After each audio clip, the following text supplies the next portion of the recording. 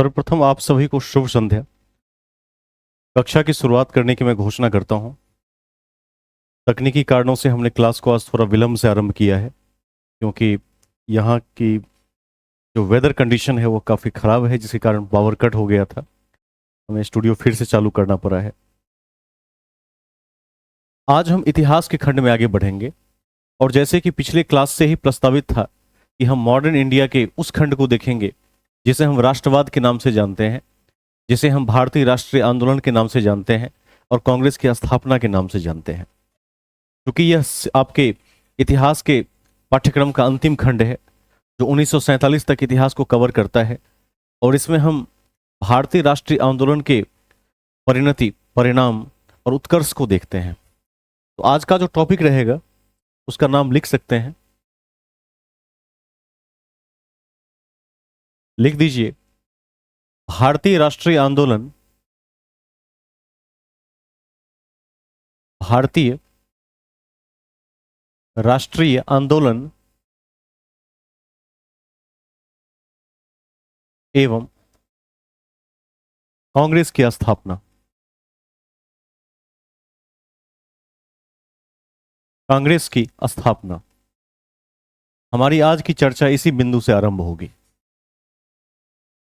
भारतीय राष्ट्रीय आंदोलन एवं कांग्रेस की स्थापना।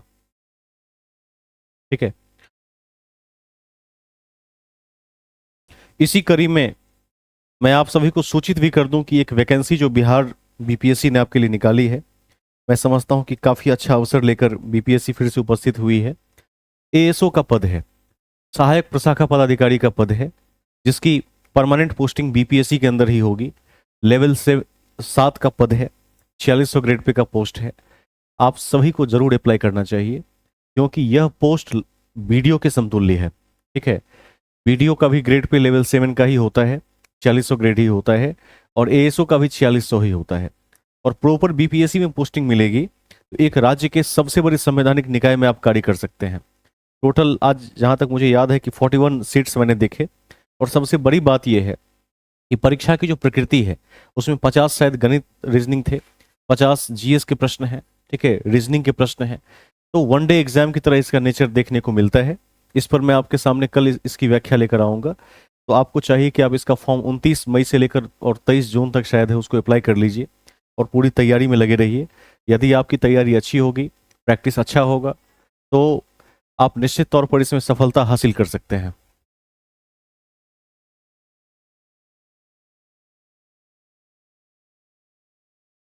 हाँ हाँ।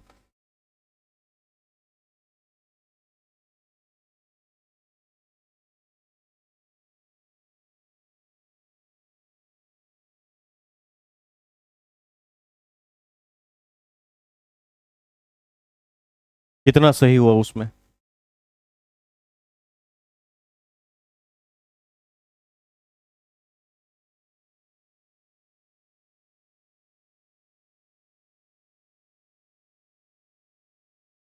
अच्छा, बहुत बढ़िया। जिस खंड को भी आप एक बार ठीक से पढ़ लेंगे वो निश्चित रूप से बन जाता है, और थोड़ा समय देना पड़ता है। यदि प्रतियोगी परीक्षा में आप 2 वर्ष का समय ठीक से देते हैं, ठीक से मतलब बिना एक दिन गंवाए, यदि आपने जैसे सही तरह से क्लास कर लिया, सही तरीके से नोट्स बना लिया, और उसके पश्चात आपकी स्थिति थोड़ी सी जीएस में अच्छी रही, तो दावे के साथ मैं कह सकता हूं कि आपका परफॉर्मेंस काफ़ी बेहतर होता है, और एक समय के बाद एक्सपीरियंस हो जाता है। तैयारी तो होती ही है, अनुभव हो जाता है बहुत ज़्यादा, और उस अनुभव के बल पर आप जिस परीक्षा में बैठते हैं उस दौर में कितनी भी बड़ी परीक्षा वो निकल जाती है। एक समय आता है ऐसा जीवन में जब आप प्रैक्टिस के पीक पर होते हैं, एक आइडिया लग जाता है, गणित के क्षेत्र में भी, रीजनिंग में भी, जीएस में भी, अंग्रेजी में भी आइडिया लग जाता है। अब हम एक बार क्लास को शुरू करते हैं। इस फॉर्म की चर्चा हम आपके सामने कल करेंगे कि इसका पैटर्न क्या है। आज मैंने संक्षेप में देखा तो मुझे बहुत ठीक लगा कि जिसका भी वनडे का तैयारी बहुत अच्छा है, और कम से कम रीजनिंग, गणित और जीएस पर अच्छी पकड़ है, उन छात्रों के लिए मैं समझता हूँ कि दरोगा से भी अच्छा पोस्ट है, वीडियो के समकक्ष पोस्ट है। लेवल 7 का तो है ही, और लेवल 7 के होने के साथ साथ प्रॉपर बीपीएससी में पोस्टिंग है। तो सबसे बढ़िया चीज़ क्या है कि एचआरए जो मिलेगा वह आपको पटना शहर का मिलेगा, और बिहार में परमानेंट पोस्टिंग मिल सकती है, कहा जाए।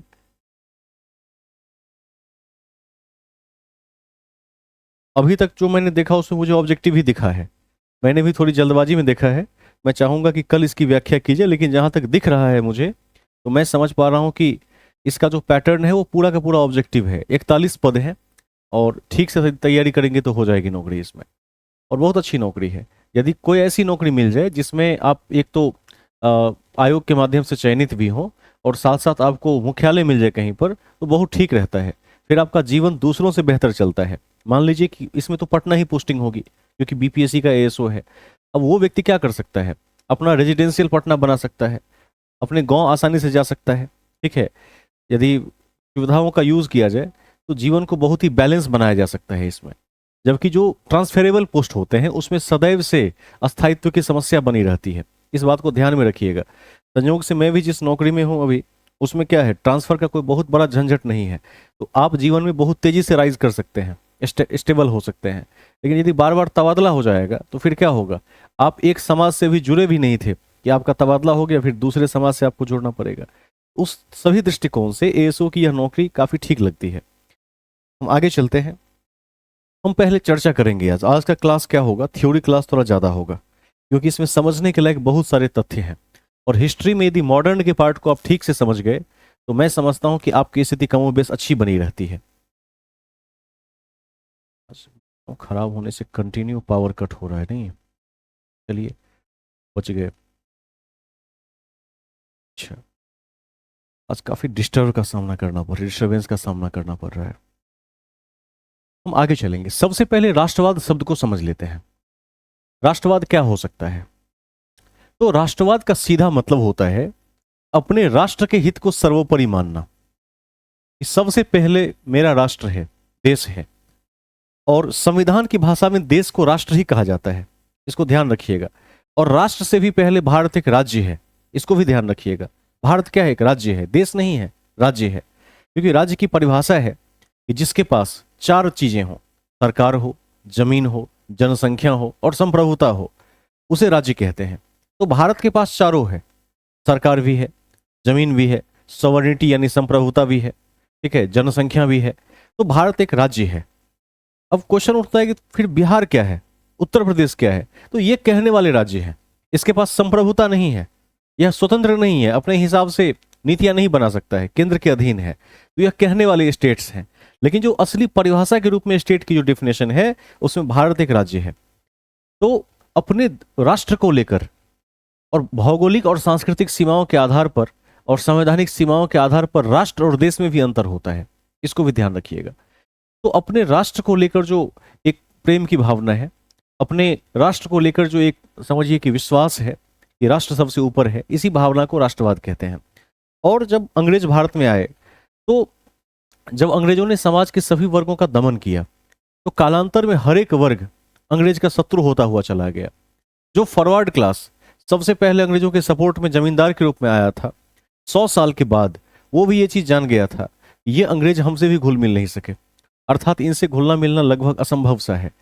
तो इस प्रकार समाज के प्रत्येक वर्ग में क्रांति थी। और 1857 के रेवोल्यूशन ने इस चीज को सिद्ध कर दिया था कि देश अंग्रेजों से प्रसन्न नहीं है। भले ही सभी वर्गों ने हिस्सा नहीं लिया, लेकिन एक बड़े वर्ग का हिस्सा लेना इस बात का प्रतिनिधित्व करता था, इस बात को साबित करता था कि भारत अंग्रेजों से बहुत प्रसन्न नहीं है। तो कालांतर में क्या हुआ, कांग्रेस को आप एक माइलस्टोन मान सकते हैं। 1885 में 28 दिसंबर को कांग्रेस की स्थापना एओ ह्यूम ने की, उसे आप एक माइलस्टोन मान सकते हैं। कांग्रेस के पहले भी कई संस्थाएं बनी जिसकी चर्चा भी हम करेंगे, कई बार परीक्षा में पूछा भी जाता है, तो हम बहुत विस्तार से उसको नहीं पढ़ेंगे क्योंकि विस्तार से पढ़ने का बहुत मतलब नहीं है उसका।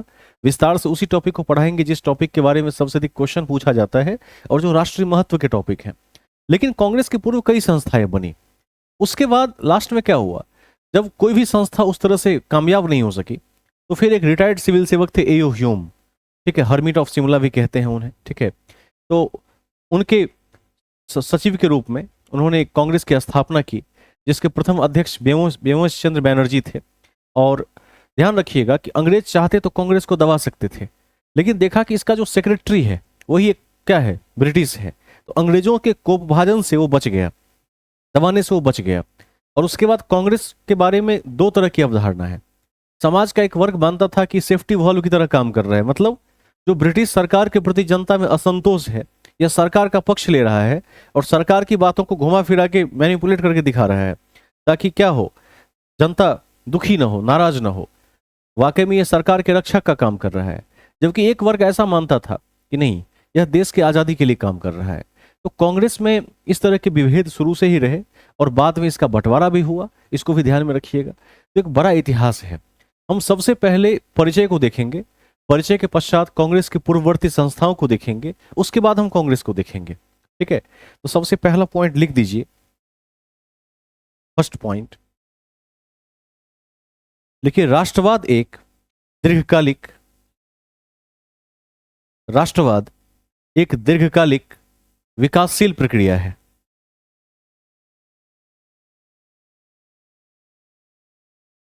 राष्ट्रवाद एक दीर्घकालिक विकासशील प्रक्रिया है। विकासशील प्रक्रिया है।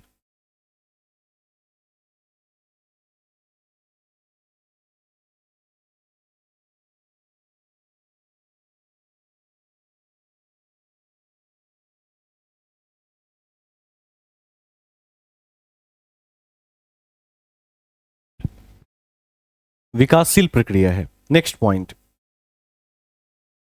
अगला बिंदु लिखिए, 20वीं शताब्दी में 20वीं शताब्दी में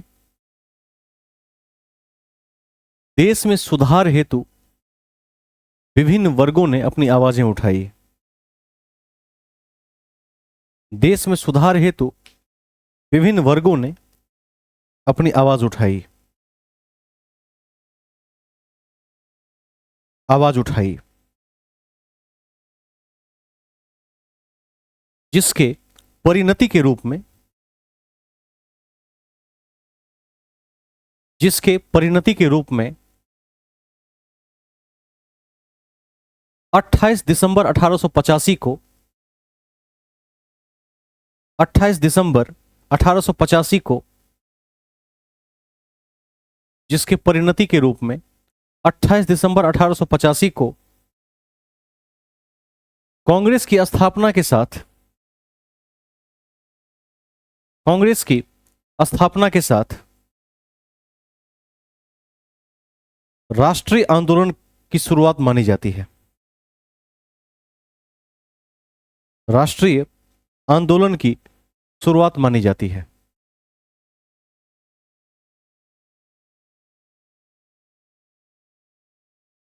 ठीक है, ध्यान रखिएगा। इसके पीछे कई कारण थे। इसके पीछे कई कारण थे। इसके पीछे कई कारण थे। पहला, फर्स्ट, ब्रिटिश प्रभुत्व का परिणाम।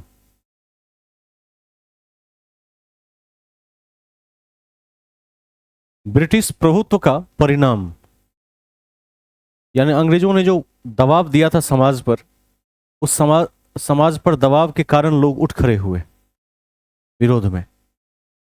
दूसरा लिखिए, आधुनिक शिक्षा। आधुनिक शिक्षा। आधुनिक शिक्षा।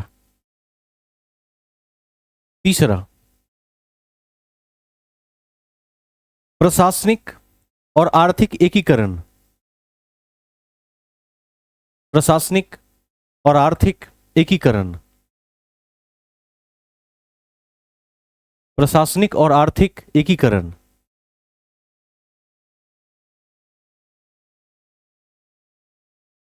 एकीकरण। नेक्स्ट लिखिए, पश्चिमी शिक्षा और विचार। पश्चिमी शिक्षा और विचार। पश्चिमी शिक्षा और विचार। लिख दिया। और लास्ट लिखिए, प्रेस और साहित्य की भूमिका। प्रेस और साहित्य की भूमिका। प्रेस और साहित्य की भूमिका।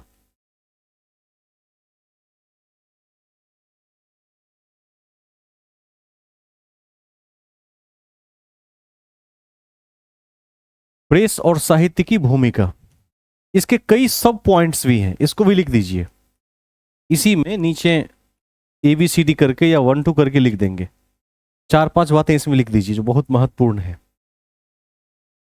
लिखिए, बांग्ला में बंकिम चंद्र चटर्जी और रविंद्रनाथ टैगोर।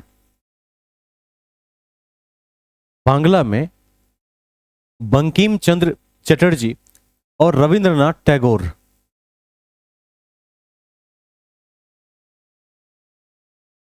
ठीक है। दूसरा, आसामी में लक्ष्मीनाथ। आसामी में लक्ष्मीनाथ। लक्ष्मीनाथ। नेक्स्ट, मराठी में विष्णु शास्त्री। मराठी में विष्णु शास्त्री। हिंदी में, अगला, हिंदी में भारतेंदु हरिश्चंद्र।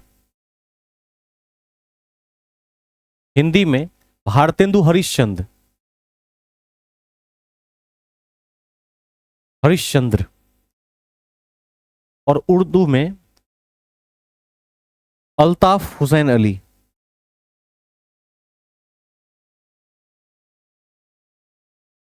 ठीक है, अल्ताफ हुसैन अली। ये थे सब पॉइंट्स प्रेस और साहित्य के। इसके बाद एक और मुख्य पॉइंट लिख सकते हैं, लिख दीजिए, शासकों का जातीय दमन। एक और पॉइंट हो सकता है इसमें, शासकों का जातीय दमन। जातीय दमन।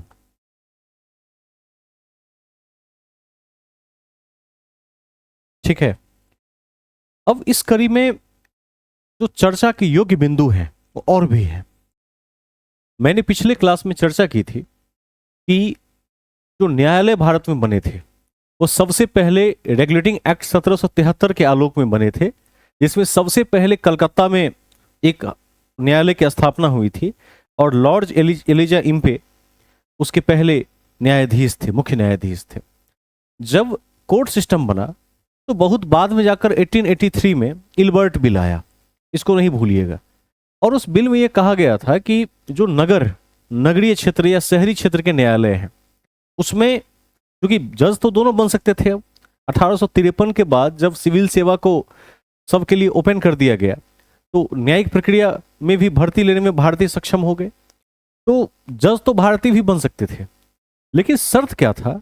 तो शर्त था कि शहरी क्षेत्र में तो कोई किसी के केस की सुनवाई कर सकता है, लेकिन जो ग्रामीण क्षेत्र हैं, ग्रामीण क्षेत्र में यदि कोई यूरोपियन यानी अंग्रेज कोई अपराध करेगा तो उसकी सुनवाई केवल अंग्रेज जज ही कर सकते हैं। श्वेत पत्र कहा जाता है इसे। जबकि भारतीय, ठीक है, जबकि भारतीय जज इसकी सुनवाई नहीं कर सकते, इसको ध्यान रखिएगा। वरना अंग्रेज कोई गलती करेगा तो उसकी सुनवाई केवल ब्रिटिश जज कर सकते हैं, भारतीय जज नहीं कर सकते ग्रामीण इलाकों में। हाँ बिल्कुल किया था। और इस कड़ी में बिहारी लाल गुप्ता की मैं बात करूंगा। बिहारी लाल गुप्ता का ये जज थे, इनका प्रमोशन हो गया। जब प्रमोशन हो गया तो इनका ट्रांसफर भी हो गया, तो ये शहरी क्षेत्र से ग्रामीण क्षेत्र में चले गए। अब एक बड़ी समस्या क्या है कि सीनियर जज होकर भी यूरोपियंस की सुनवाई नहीं कर सकते हैं। और इसका फायदा उठाकर जो यूरोपियन बगान के मालिक थे या अंग्रेज व्यापारी थे वो भारतीयों पर काफी अत्याचार करते थे। उनको पता था कि अत्याचार करने के बाद जाएंगे कहाँ, तो उसी जज के पास जो हमारी जाति का होगा, हमारी बिरादरी का होगा। अब वो क्या करता था, अंग्रेज जज होता था, अपराधी भी अंग्रेज होता था, छोटी मोटी सजाएं लिख देता था, जैसे 501 रुपए का जुर्माना लिख देता था ऐसे, ठीक है, जो देना बहुत सहज हो। तो इससे क्या हुआ, समाज में घोर अशांति व्याप्त हो गई, असंतोष व्याप्त हो गया। इल्बर्ट बिल भी इसका एक मुख्य कारण था, इसको आप नोट में लिख सकते हैं। इल्बर्ट बिल पूछा जाता है, लिख दीजिए। देखिए, इल्बर्ट बिल लॉर्ड रिपन के समय में, इल्बर्ट बिल लॉर्ड रिपन के समय में 1883 में, लॉर्ड रिपन के समय में 1883 में 83 में न्यायिक समानता, हेतु लाया गया, लाया गया, ठीक है, जिसका उद्देश्य था, जिसका उद्देश्य था भारतीय जाति पर आधारित, भारतीय जाति पर आधारित न्यायिक असमानताओं को समाप्त किया जाए।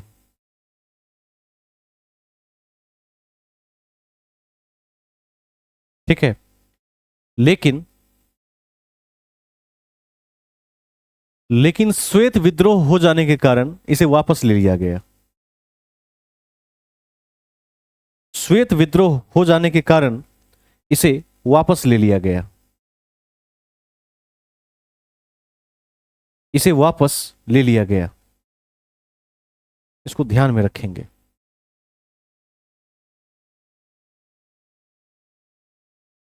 ठीक है, कॉपी के सबसे ऊपर लिख दीजिए। देखिए 1882 में, 1882 में बिहारी लाल गुप्ता को, बिहारी लाल गुप्ता को पदोन्नति के बाद, पदोन्नति के बाद ग्रामीण क्षेत्र में पोस्टिंग मिली, ग्रामीण क्षेत्र में पोस्टिंग मिली, पोस्टिंग मिली जहां वे यूरोपियंस का केस नहीं सुन सकते थे, जहां वे यूरोपियंस का केस नहीं सुन सकते थे।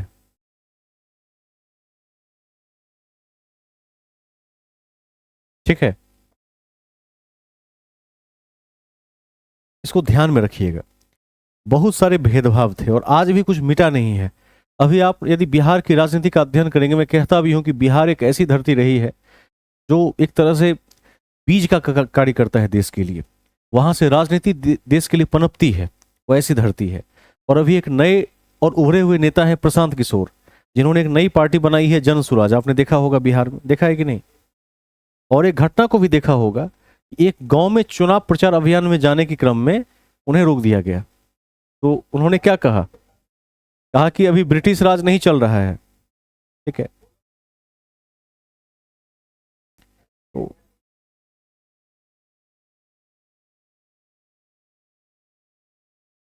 तो आज भी वो स्थिति है।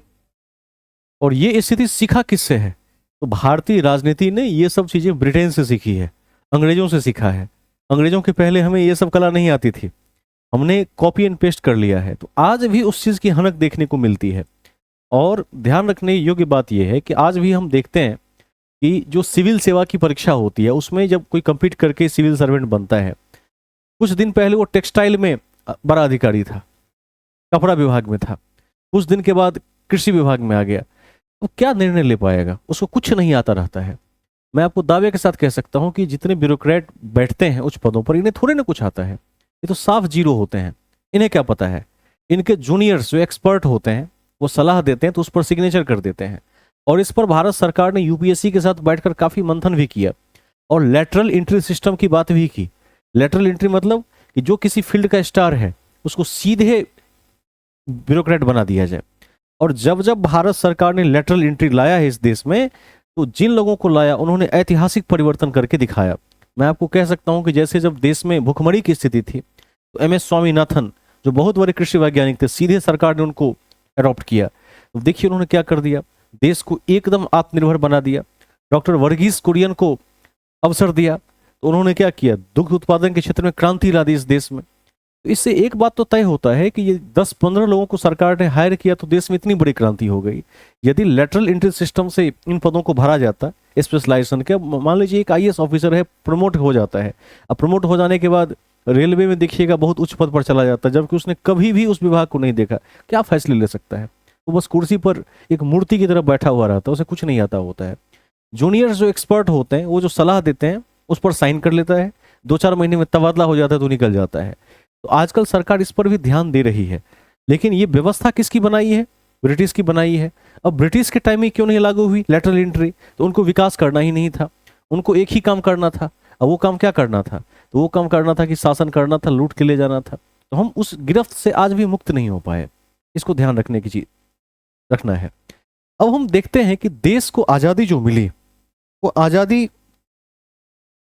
किस आधार पर देश को मिली, किस किस आंदोलन ने प्रभावित किया। तो इस कड़ी में सबसे जो इंपॉर्टेंट है वो है फ्रेंच रेवोल्यूशन, फ्रांस की क्रांति। ध्यान रखिएगा, फ्रांस की क्रांति 14 जुलाई 1789 को हुई थी। पहले इसको समझ लेते हैं। विश्व इतिहास में एनसीईआरटी के 10वीं क्लास का चैप्टर है, पहला दूसरा देखिएगा। जब बास्तिल के किले का पतन हुआ, वहां से इसका चरम माना जाता है। इस क्रांति की सबसे खास बात क्या रही? इसने एक नारा दिया था, स्वतंत्रता, समानता और बंधुत्व। बंधुत्व। और ये एक ऐसा नारा था जिससे दुनिया के कई देश प्रभावित हुए थे। भारतीय नेता भी इससे बहुत प्रभावित हुए थे, जो राष्ट्रवादी नेता थे। और उनका मानना था कि यदि ये दो तीन चीजें देश में लागू हो जाए तो देश का फिर ठीक ठीक विकास हो सकता है। और इसी कड़ी में इटली में उस समय आंदोलन चल रहा था। 10वीं क्लास का यदि इतिहास आपने पढ़ा होगा तो आपने इटली की क्रांतियों के बारे में, जर्मनी की क्रांति, फ्रांस की क्रांति, इस सब को ठीक से पढ़ा होगा। ठीक है। तो जब इटली की बात करते हैं तो एक वहां पर अवधारणा दी गई यंग इटली। ठीक है, यंग इटली। और यंग इटली से सीख लेते हुए भारत ने लागू किया यंग इंडिया। यंग इंडिया के बारे में पढ़ाए भी हैं। ठीक है। यंग इंडिया किसकी पत्रिका है? किसने लिखी है? महात्मा गांधी ने लिखी है, नहीं भूलिएगा। हरिजन पत्रिका, यंग इंडिया। ठीक है। यंग शब्द का बार बार प्रयोग हुआ, यंग बंगाल आंदोलन। तो ये जो शब्द लिए जाते हैं, ये शब्द किसी न किसी देश से लिए गए हैं, उसकी क्रांतियों से प्रभावित होकर ये शब्द लिए गए हैं। तो एक तो फ्रेंच रेवोल्यूशन ने दुनिया को पहली बार यह साबित करके दिखा दिया था, यदि देश में सही तरह से राष्ट्रवाद की भावना जनता तक पहुंच जाए तो किसी भी शासन को पलटना संभव है। और वहां पर आप देखिएगा कि लुई को पलट दिया गया था, लुई के शासन का अंत कर दिया गया वहां पर। ठीक है। उसी तर्ज पर अंग्रेजों से लोग लड़ाई की तैयारी में लगे हुए थे। और इसी कड़ी में ध्यान दीजिएगा, और भी हैं जैसे अबिसिनिया। ठीक है, उससे भी प्रभावित थे लोग, जापान से भी प्रभावित चल रहे थे लोग। तो ये सब कुछ राष्ट्रवादी तत्व में क्या हुए, कैटलिस्ट का काम कर रहे थे, उत्प्रेरक का काम कर रहे थे। तो इसको भी लिख लिया जाना चाहिए। लिखिए हेडिंग में, अंतरराष्ट्रीय घटनाओं का प्रभाव, the impact of international events. अंतरराष्ट्रीय घटनाओं का प्रभाव, the impact of international events. ठीक है।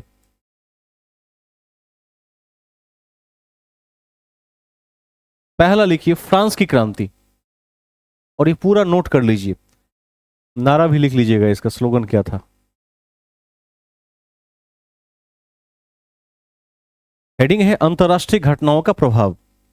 ठीक है, the impact of international events.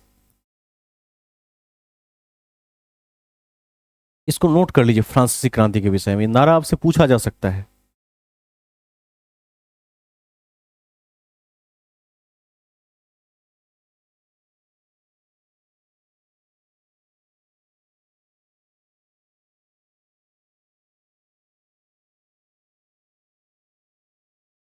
ठीक है, कई फैक्टर रहे, जिस देश से जो सीखने को मिला भारत ने सीखने की कोशिश की।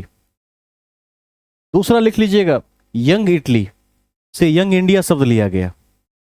सेकंड पॉइंट, यंग इटली से यंग इंडिया शब्द लिया गया। यंग इटली से यंग इंडिया शब्द लिया गया।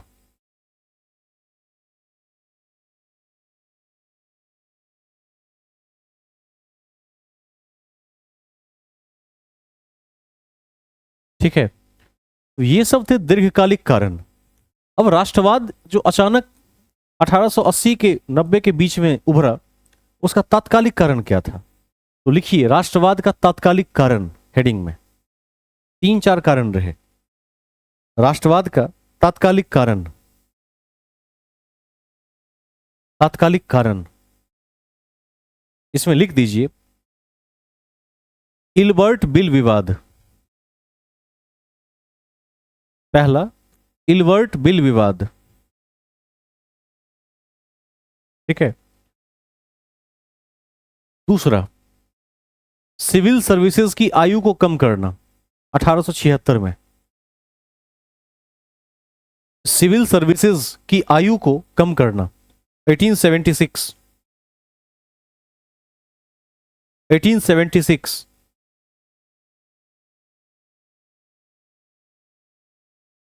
ठीक है।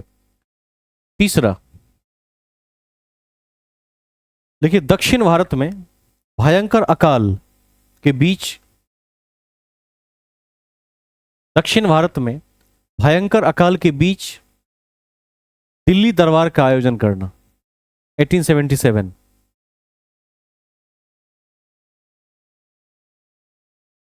ठीक है। दक्षिण भारत में भयंकर अकाल के बीच दिल्ली दरबार का आयोजन करना 1877। और लास्ट लिखिए शस्त्र अधिनियम 1878, शस्त्र अधिनियम 1878।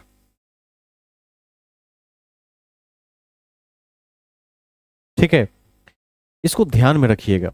ये थे तात्कालिक कारण, और खास करके दिल्ली दरबार के आयोजन से लोग बहुत भड़क गए थे। एक तरफ देश झुलस रहा है अकाली से अन्न के बिना, और एक तरफ ये नेता जो अंग्रेज सरकार है सब मिलकर दिल्ली दरबार का आयोजन कर रहे हैं। दुखद था। इस सब कारण से लोग और भड़क गए थे। अब कांग्रेस के पहले कई संस्थाएं बनी जो विफल रही या पूर्ण सफल नहीं रही, अर्ध सफल रही, क्योंकि पूर्ण सफल होती तो कांग्रेस बनाने की आवश्यकता ही नहीं पड़ती। और इस कड़ी में यह भी ध्यान रखेंगे कि कांग्रेस शब्द उत्तरी अमेरिका से लिया गया है, जिसका अर्थ होता है लोगों का समूह। कभी पूछा जाए कि कांग्रेस का मतलब क्या होता है, तो कहेंगे ग्रुप ऑफ पीपल, लोगों का समूह। उत्तरी अमेरिका से लिया गया शब्द है। लेकिन इसके पहले जो संस्थाएं बनी उसने भी देश के विकास में, उत्थान में, राष्ट्रवाद को आगे बढ़ाने में अपना अंशतः योगदान दिया। तो हेडिंग में लिखिए कांग्रेस की पूर्ववर्ती संस्थाएं, कांग्रेस की पूर्ववर्ती संस्थाएं।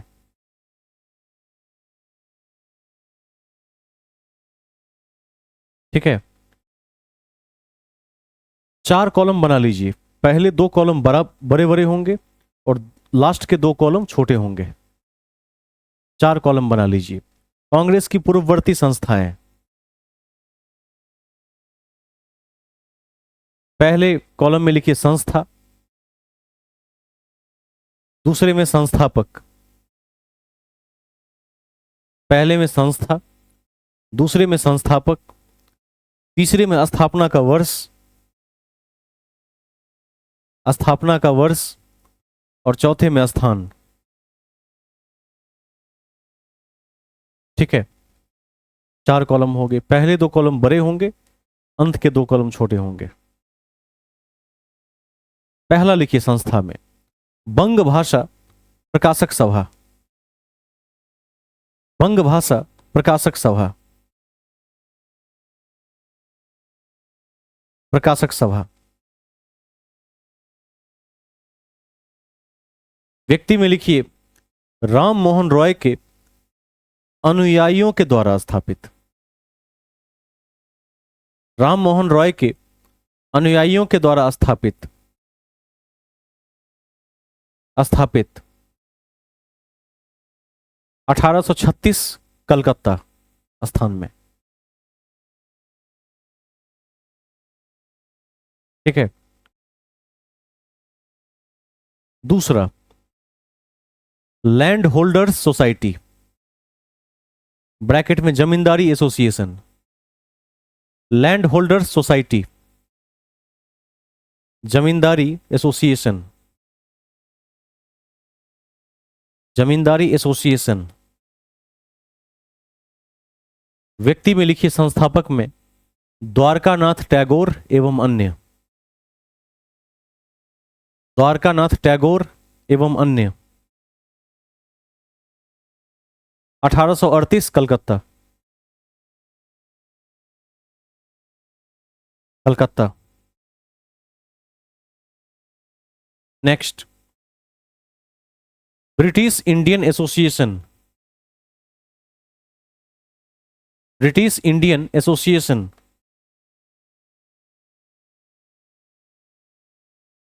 व्यक्ति में लिखिए संस्थापक में राधाकांत देव और द्वारकानाथ टैगोर।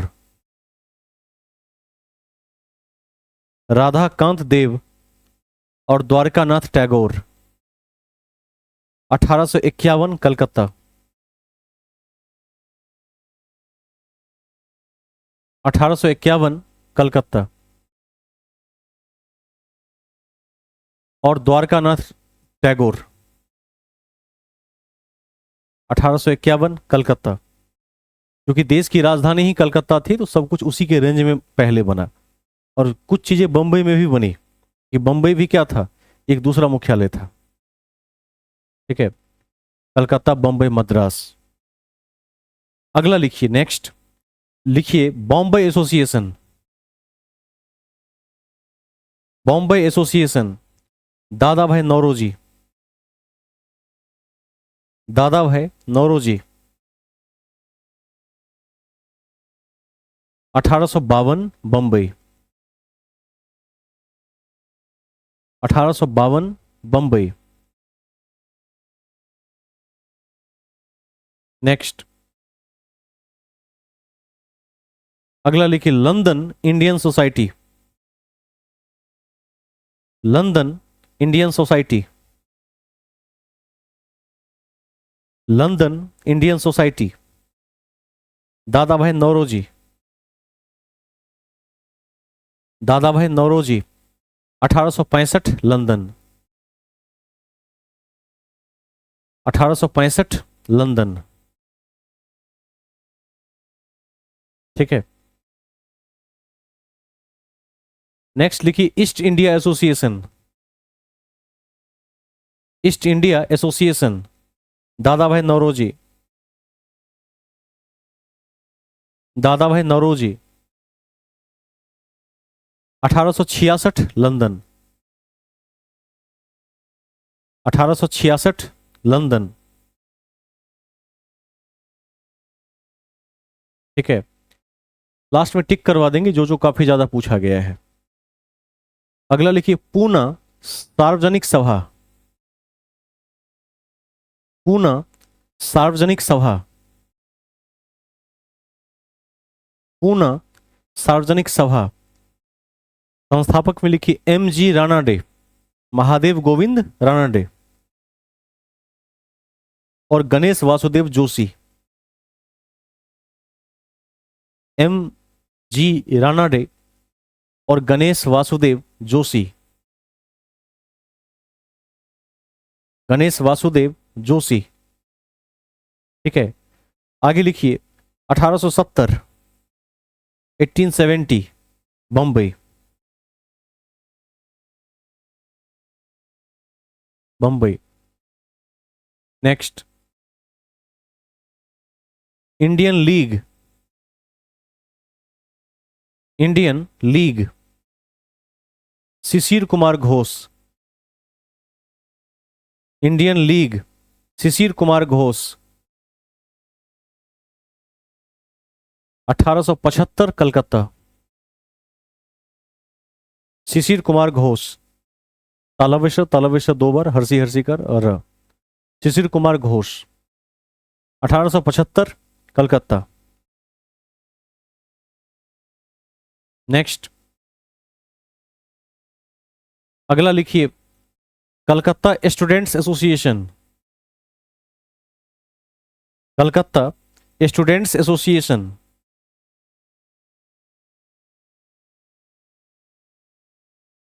एसोसिएशन,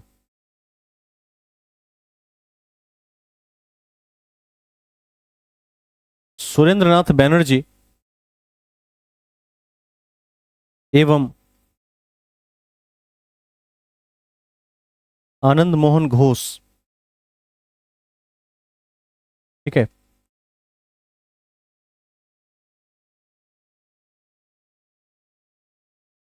इसमें ईस्वी लिख दीजिए 1876 कलकत्ता। 1876 कलकत्ता। नेक्स्ट एक दो और लिख लीजिए, मद्रास महाजन सभा।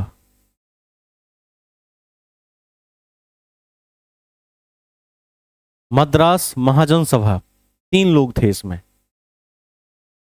मद्रास महाजन सभा, पहला लिखिए राघवाचारी, शॉर्ट शॉर्ट में लिख लीजिए, बड़े बड़े नाम हैं। राघवाचारी, सुब्रमण्यम अय्यर,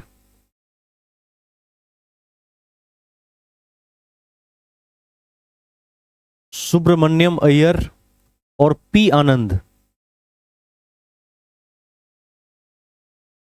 पी आनंद, 1884 मद्रास। मद्रास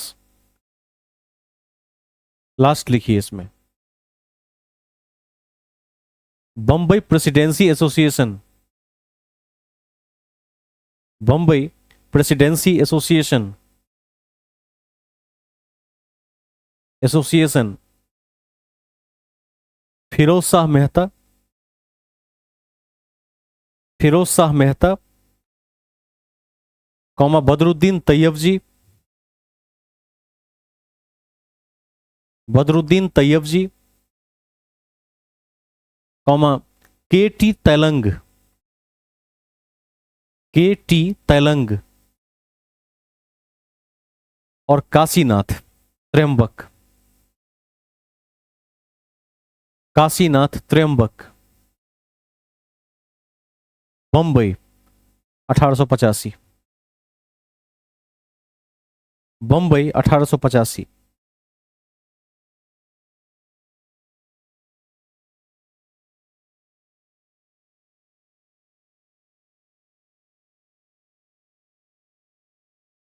ठीक है, अब इसमें टिक किसको करना है, किस किस को याद अधिक करना है? तो इसमें बंग भाषा को टिक कर दीजिए, लैंड होल्डर सोसाइटी को टिक कर दीजिए। ठीक है, ब्रिटिश इंडियन एसोसिएशन को टिक कर देंगे, पूना को टिक कर देंगे, मद्रास महाजन सभा को टिक कर देंगे और बंबई प्रेसिडेंसी को टिक कर देंगे। बहुत पूछा गया है ये सब, इस पर अधिक नजर बनाए रखेंगे। ठीक है, देखिए अन्य बातें इसके बाद हेडिंग बनाकर। कांग्रेस की ये सब पूर्व की संस्थाएं हैं, 1885 के पहले की संस्थाएं हैं। अन्य बातें,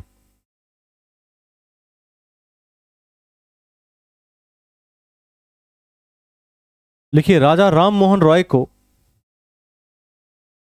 सबसे पहले समाज सुधारक के रूप में जाना जाता है। राजा राम मोहन रॉय को सबसे पहले समाज सुधारक के रूप में जाना जाता है। सबसे पहले समाज सुधारक के रूप में जाना जाता है। लेकिन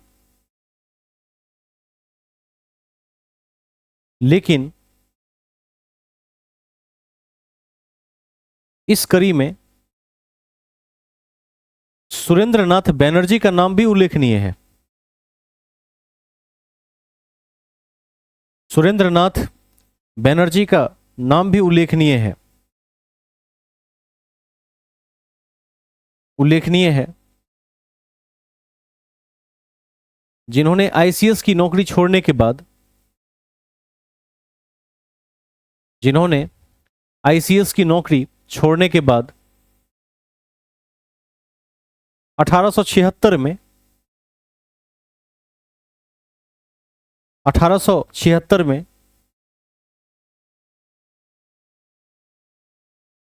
इंडियन एसोसिएशन और इंडियन नेशनल सोसाइटी बनाई।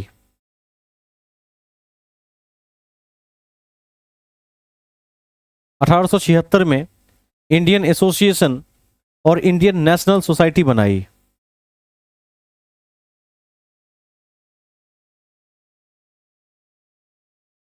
ठीक है, इसको ध्यान रखिएगा। और सुरेंद्रनाथ बैनर्जी को इसलिए भी याद रखा जाता है क्योंकि ये बंगाली पत्रिका के संपादक थे और एक पत्रकार के रूप में जेल जाने वाले यह प्रथम भारतीय व्यक्ति थे। इसके पहले कोई पत्रकार जेल नहीं गया था। तो इस पॉइंट को उल्लेखित कर दीजिए। देखिए एसएन बैनर्जी बंगाली पत्रिका के संपादक थे। एसएन बैनर्जी बंगाली पत्रिका के संपादक थे, बंगाली पत्रिका के संपादक थे। और एक पत्रकार के रूप में जेल जाने वाले पहले व्यक्ति थे।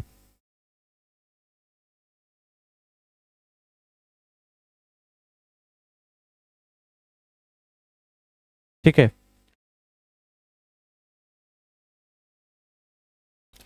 अब एक तथ्य को और भी ध्यान रखेंगे बैनर्जी के विषय में, क्योंकि हम अन्य बातों में हैं तो अन्य बातों में 7-8 मुख्य तथ्य को लिख लेंगे आज।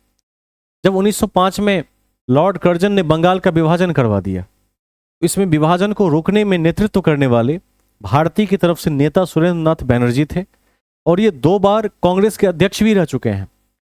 जब हम कांग्रेस के इतिहास को पढ़ेंगे स्थापना के बाद, तो वैसे तो हर साल अध्यक्षता कोई ना कोई करता था, अधिवेशन होता था, लेकिन जो इंपॉर्टेंट ईयर्स हैं, मुख्य घटनाएं हैं और जो मुख्य अध्यक्ष हैं जिनके कारण कुछ ना कुछ बदलाव आया उस समय, उसको हम जरूर ध्यान रखेंगे, और उसमें सुरेंद्र नाथ बैनर्जी का भी नाम आता है।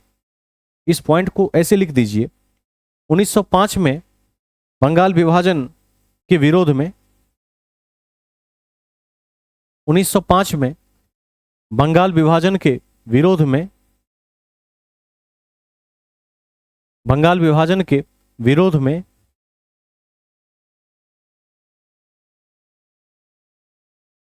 में इन्होंने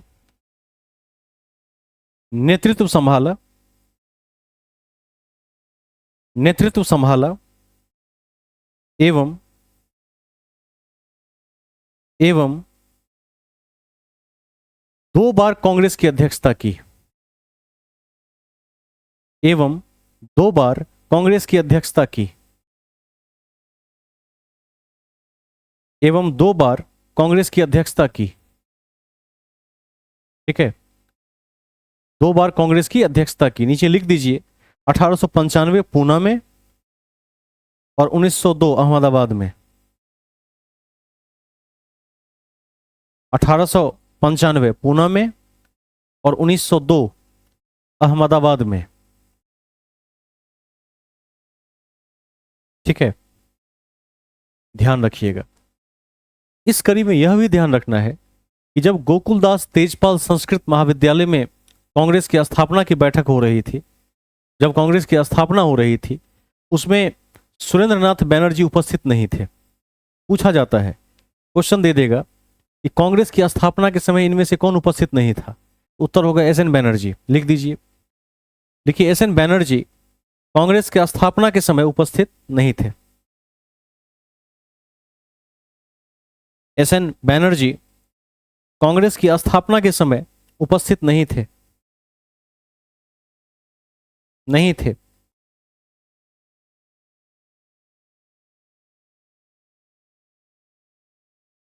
नेक्स्ट पॉइंट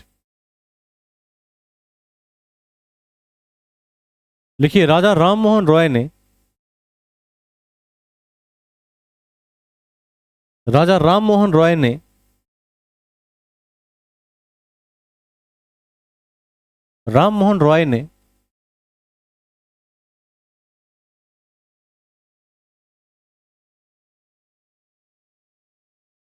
बंग भंग भाषा सभा बनाया 1836। बंग भंग भाषा सभा बनाया, बंग भंग भाषा सभा बनाया, जो बंगाल का पहला राजनीतिक संगठन था।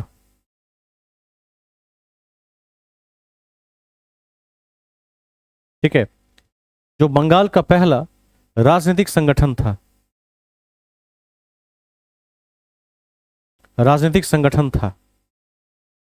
अब आप लोग बताएंगे कि लैंड होल्डर सोसाइटी किसने बनाई? अभी लिखाए हैं, द्वारकानाथ टैगोर ने बनाई। इनके बारे में भी एक पॉइंट लिख दीजिए। देखिए, जमींदारों के हितों की रक्षा के लिए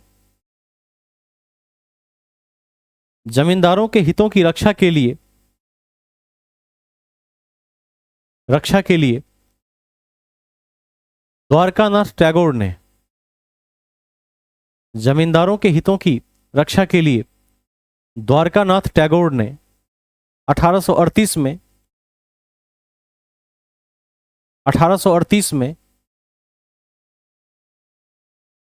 लैंड होल्डर सोसाइटी बनाई।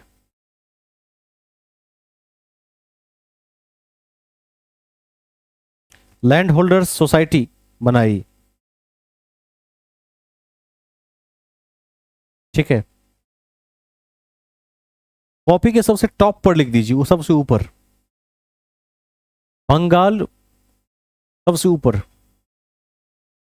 बंगाल ब्रिटिश इंडियन एसोसिएशन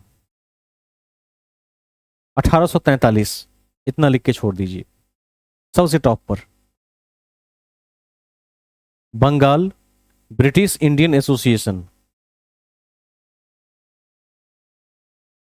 1843 अलग से लिख लीजिए, क्योंकि ब्रिटिश इंडियन इससे अलग है, जो लिखवा दिए हैं 1851 वाला।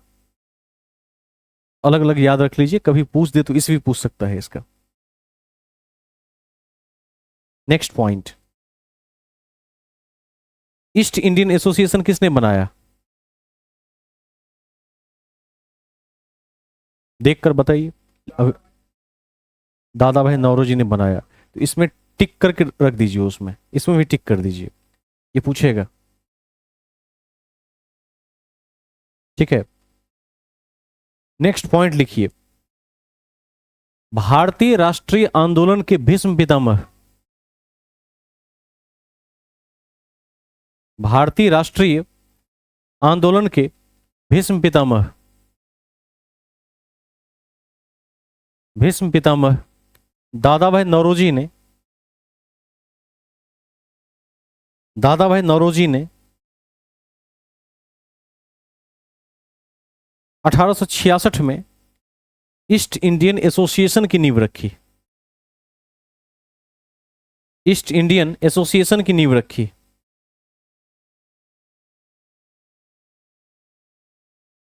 ठीक है, इसको कभी नहीं भूलिएगा।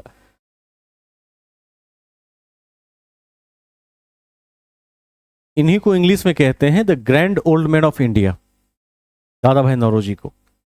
और कभी पूछ देगा आपसे पूना सार्वजनिक सभा किसने बनाया, तो उत्तर होगा Rana day, justice Mahadev Govind Rana day. ये आपने लिख लिया है, टिक भी कर लिया है, इसको भी एक बार देखते रहेंगे। नेक्स्ट पॉइंट, अगला बिंदु, इंडिया लीग, शिशिर कुमार घोष याद रहेगा, लिखवा दिए हैं। इंडिया लीग को नहीं भूलिएगा, इंडिया लीग भी कई बार पूछा हुआ है परीक्षा में। ठीक है, उसके बाद और कुछ क्वेश्चन हैं जो काफी बार पूछे हुए हैं, एक लिख लीजिए इसमें। देखिए, इंडियन एसोसिएशन प्लस भारतीय उदार संघ,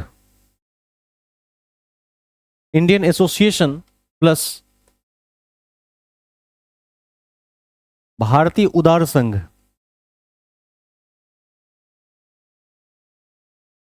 भारतीय उदार संघ की स्थापना एस.एन. बैनर्जी ने किया।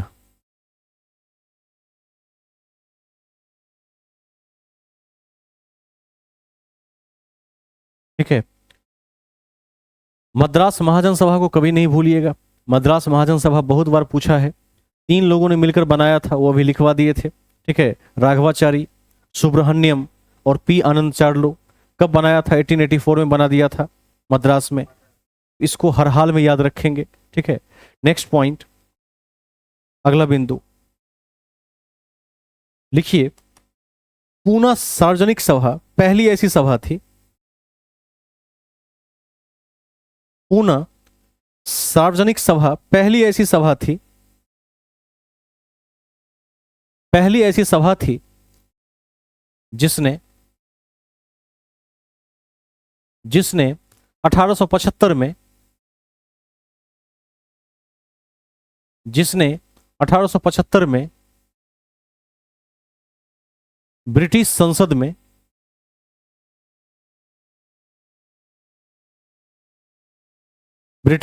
में भारत के प्रत्यक्ष प्रतिनिधित्व की मांग की, भारत के प्रत्यक्ष प्रतिनिधित्व की मांग की,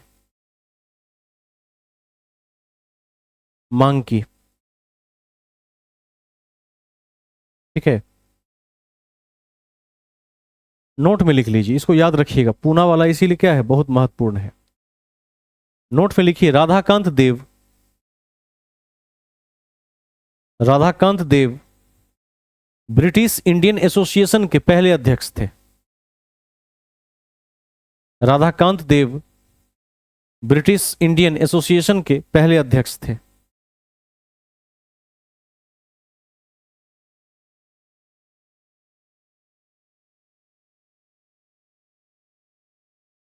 ठीक है, इस सभी को जैसे भी करके हो इसको याद रखने का प्रयास कीजिए। यहां से एक आध क्वेश्चन तो दिखते ही रहते हैं हर एग्जाम में। यदि ये लिस्ट आपको याद रहता है तो आपकी स्थिति वहां पर अच्छी रहेगी। अब एक दो पॉइंट इससे अलग लिख लेते हैं, जिसका महत्व तो है ही लेकिन थोड़ा सा ट्रैक से अलग है। नोट में लिख लीजिए। देखिए, इंडियन इंडियन के पहले यूनाइटेड लगा दीजिएगा। United Indian patriotic, United Indian patriotic की स्थापना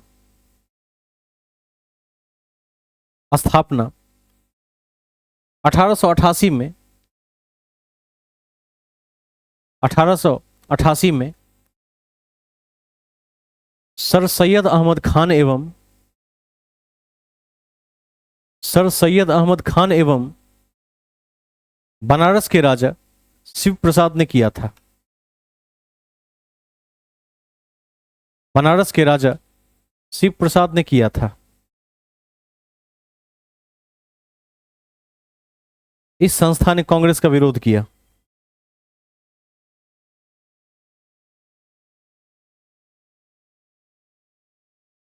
बनारस के राजा शिव प्रसाद ने किया था, जिसने कांग्रेस का विरोध किया।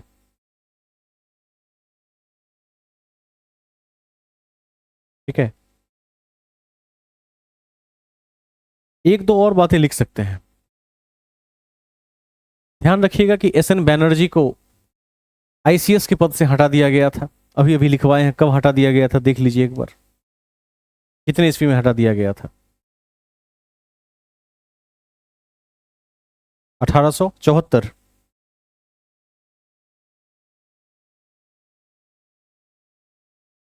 एक बार दोबारा बताइए। कॉपी देकर बताइए, देख लीजिए कहां लिखाए हैं।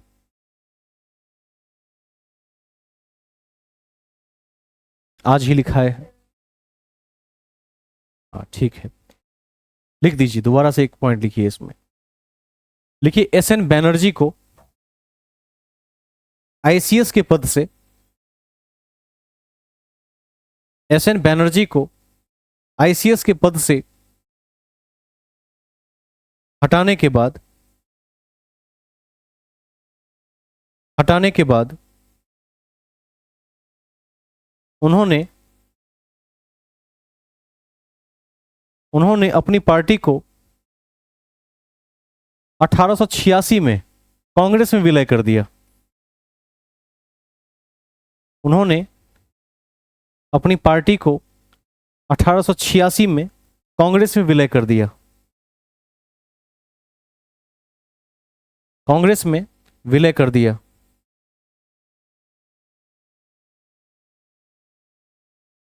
पार्टी का नाम इंडियन नेशनल सोसाइटी। हाँ, एक बार दोबारा कहें क्या कह रहे हैं।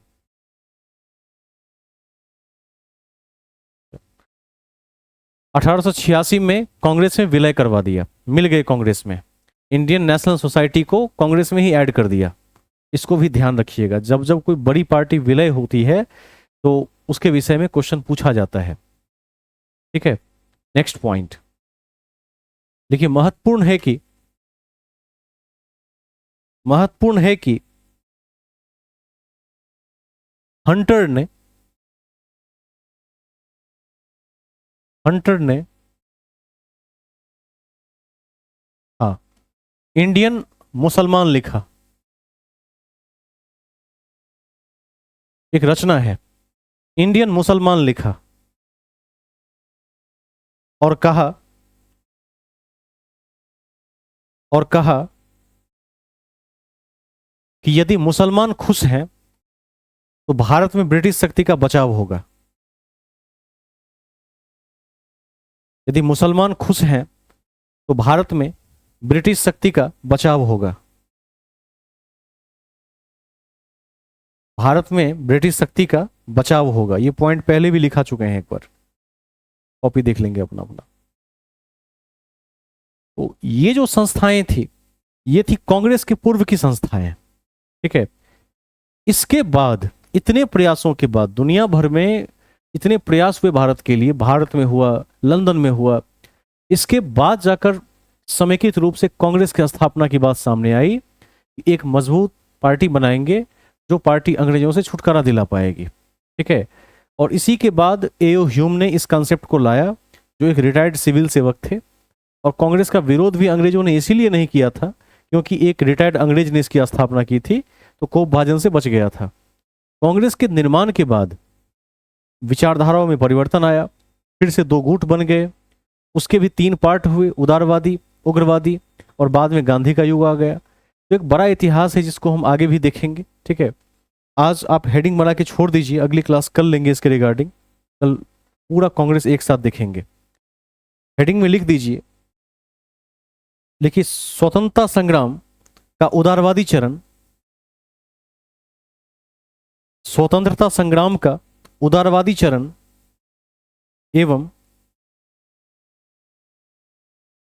एवं भारतीय राष्ट्रीय कांग्रेस की स्थापना। भारतीय राष्ट्रीय कांग्रेस की स्थापना, ठीक है। गणित का जो सेट आपको मिला है उसको थोड़ा आगे बनाते रहिए। देखिए अभी एक परीक्षा का फॉर्म फिर से आ गया है, जो जिसकी चर्चा मैंने अभी की, एएसओ की चर्चा। एक बार यदि ठीक से मेहनत करेंगे तो वहाँ compete करके लेवल 7 में तो आ ही सकते हैं। और लेवल 7 अच्छा पद माना जाता है, वहाँ से 4600 ग्रेड से ग्रुप बी के अच्छे अधिकारी की शुरुआत हो जाती है। उसको भी देखिए। कल हम कंप्लीट कांग्रेस को 2 घंटे की पूरी क्लास में एक साथ देखेंगे, और उसके बाद बूस्टर फैक्ट्स भी लिखेंगे, और कल टेस्ट सीरीज भी बनाएंगे, ठीक है। और उसके बाद फिर देखेंगे कांग्रेस की समाप्ति के बाद गणित को कितना टाइम दिया जा सकता है। यदि हम 2 क्लास और दे देते हैं तो नंबर सिस्टम अपने अंतिम खंड में होगा, समाप्त हो जाएगा। और इसके बाद मैथ का एक सेट आपको भेज दिया जाएगा जिसका नाम होगा एज बेस्ड प्रॉब्लम्स, आयु संबंधी प्रश्न। उसको हम फिर डील करेंगे। और इसके बाद जो भी मैथ के चैप्टर हैं वो एक दिन में खत्म होने वाला एक चैप्टर है। अधिक से अधिक यदि कोई बहुत बड़ा होगा तो 2 दिन लग जाएगा, उससे अधिक नहीं लगेगा। उसको भी आप गति दीजिए, तैयारी में लगे रहिए। और इस मध्य में समय निकालकर एक दिन एएसओ की इस वैकेंसी को देखते हैं। इस वैकेंसी का पैटर्न क्या है? पैटर्न वही है जैसे मैंने आज देखा है, एमसीक्यूज पैटर्न है, अच्छा पद है, और बीपीएससी के आयोग के अंदर में नौकरी करने का अवसर मिलता है। तो ऐसे अवसर कम आते हैं। बिहार एसएससी में तो एएसओ के अवसर आते रहते हैं, लेकिन वो भी कम ही आते हैं, लेकिन फिर भी वो इससे अधिक आते हैं। बीपीएससी में एएसओ का अवसर कम आता है। तो इसके लिए भी आप लोग लग जाइए। जिसकी भी तैयारी थोड़ी अच्छी होगी उनको नौकरी यहाँ मिल सकती है। आज क्लास को थोड़ा जल्दी ओवर करते हैं तकनीकी कारणों से, फिर कल हम लोग अपने मूल समय में आ जाएंगे। सभी का शुभ रात्रि, धन्यवाद।